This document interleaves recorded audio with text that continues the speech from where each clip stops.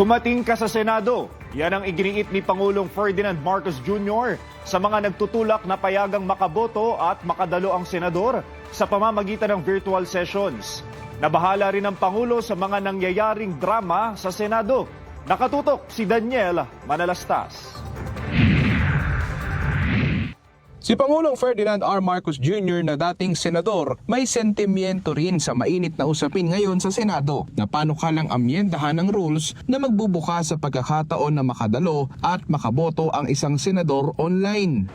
I disagree with that. Simple lang ang question. Dapat bang bumoto ang senador kung hindi siya sumipot? Sa akin palagay, hindi dapat.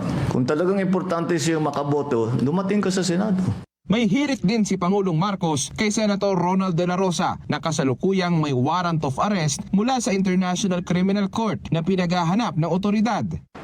It seems to only be applicable to Senator Bato para makaboto si Senator Bato dahil nagtatago siya. For someone who is actually a fugitive from justice, na hinahanap ng pulis, na hinahanap ng Interpol at may arrest warrant galing sa ICC, palagay ko hindi siya dapat bumoto hanggat dumating siya dun sa Senado. Natanong din ang Pangulo tungkol sa mga nangyayari sa Senado tulad ng pag-walkout ng minorya, nangyaring putukan ng baril at alingas-ngas ng panibagong kudita. Naglabas ng pagkabahala ang Pangulo. I watched with horror that this is the Senate, that the Senate has become this.